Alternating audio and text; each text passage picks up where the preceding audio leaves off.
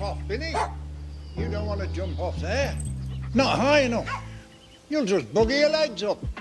Yeah, all right. Thanks, Ralph. I'll bear that in mind, man. Sides of Chicago and the streets and the higher class elite people in the shows like Succession. But what most people don't talk about is the middle class. And I'm sure there's shows that have to do with the middle class. But Brassic is definitely severely underrated. This fucking guy, Gillian, if you ever seen the show Preacher, you know the guy's is either a good vampire actor or deadass a vampire. But for this show, he's a regular human asking the same questions as anyone else in the working class. But I'm gonna put you on some other stuff. Hit the like button and tell me what you guys think is underrated, and I'd love to do a video about it. Alright, back to this video. Brassic.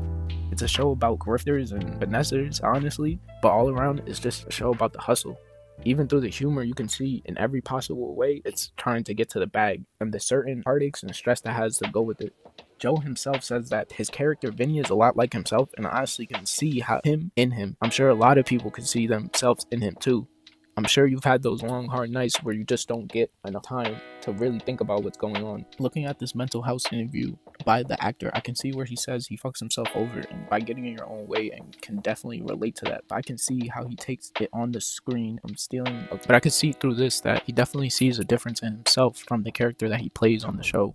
There's a lot of crime that goes on, and there's a lot of different ways to make money that isn't legitimate, but it's all he knows. From a child, he was definitely taught to steal and do what he needed to do, but as he got older, he realized that he has bipolar disorder, and he'll go through this, and him and his therapist will talk about this all the time, but he realizes throughout the show that his therapist is really the one that needs the therapy, so he doesn't definitely get the help that he needs, but you root for him as the show goes on. He's not a bad guy, but he just does things that fucks him over in the end, and he's smart enough to know that. So he realizes what happened throughout the show, and it gets worse from there. It does have some Degrassi moments and times where it's very, very, very cheesy, but all around it's a funny show and a good cast that have great chemistry. Most of the scenes you can see are most likely improvised or definitely just some funny scenes altogether, just random. This show definitely has a good way of portraying what they mean, especially when it comes to the characters around him. In the show, we'll see a lot of different things that the characters do to get around having a regular job or being regular people.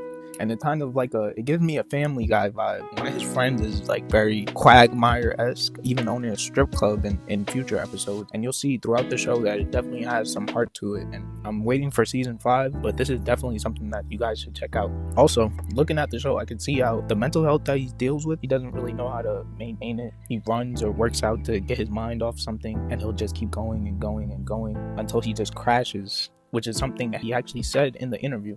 And this show is definitely too smart for its own good. Dealing with a lot of serious issues like this in a funny way can definitely have you lighthearted with the moments that he sees. And I can definitely see that Joe is the star of this, and definitely he has a lot when it comes to his character and the friends that are around him. So in the show, there's a lot of different aspects to where he doesn't really understand himself or what's going on with himself. And I don't want to spoil too much, but the way that the way and things go in the show leads to him fucking himself over countless amounts of times. And I know he has to deal with that in a very, very damaging way. He damages himself by living in the woods and in a trailer, a box around no one, and he actually ends up in a box to deal with that. So I want you guys to tell me about shows that I should watch that you feel like is underrated, or shows that just don't get enough love from the genuine audience. Hit a like and a comment if you agree with me and you actually like this show, or just hit a comment if you don't like this show or you don't like it. I'd like to hear you guys' opinions.